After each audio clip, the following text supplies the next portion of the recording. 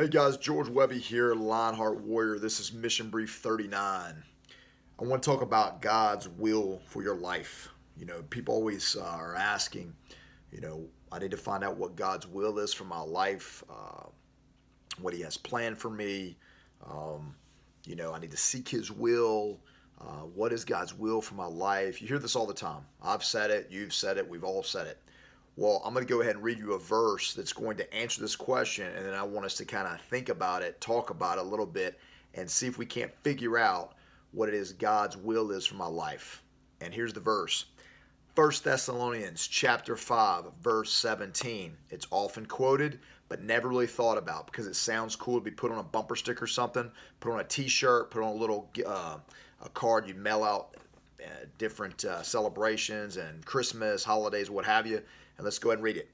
It reads as such: Rejoice always, pray without ceasing, in everything give thanks, for this is the will of God in Christ Jesus for you.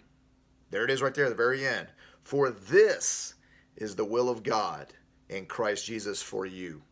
Talking about you, talking about me, talking about everybody. This is God's will for you in Christ Jesus. This is it right here. For one, for you to rejoice always. Two, to pray without ceasing.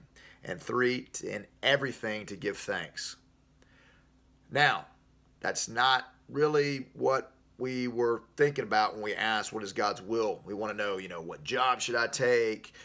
Who should I marry? Should I go into business with this person? Should I make the trip to 7-Eleven or Circle K? I don't know.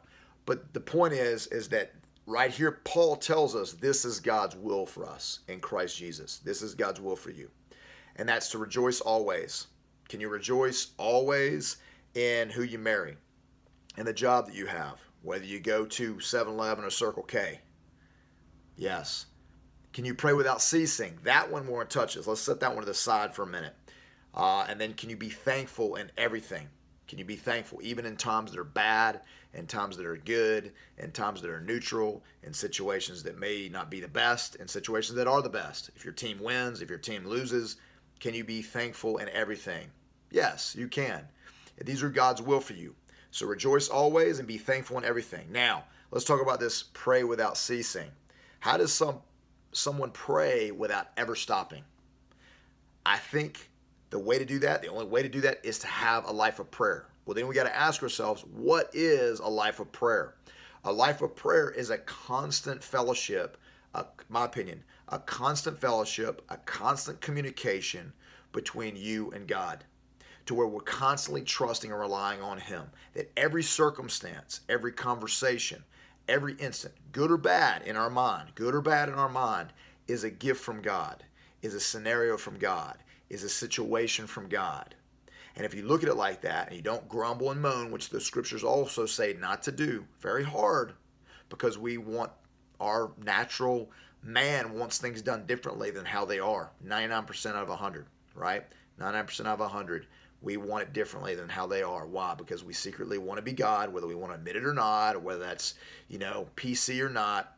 And the idea is that we're rejoicing always, we're thankful in everything, and that we're praying without ceasing. We're having a constant reliance on God, and we're receiving what He has to offer, and we're enjoying it, we're rejoicing in it, and being thankful for it, because it has lessons, it has blessings, it has counsel for us. It gives us an opportunity to live the life He wants us to live, to be on mission in the areas He wants to be on mission in.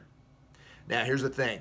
Do we try to change our circumstances? Are we to think this is going to be ideal, that we're supposed to be here forever? Absolutely not. We're also told to constantly pray for change. We're to pray for situations. We're to pray for the sick to be healed. We're to pray for certain scenarios to change, for divorces and for deaths and for near deaths and for births and for any kind of change to take place for the glory of God. So you can see how, if you start to think about this whole kind of picture, that you're constantly relying on God and what He's going to bring your way, completely happy with it, rejoicing in it, being thankful for it, with the understanding that you're always trying to push forward, that He wants us to change things. He wants us to want change in things, but ultimately to understand it's for His glory and it's for His benefit, and ultimately we're going to reap the fruit from that.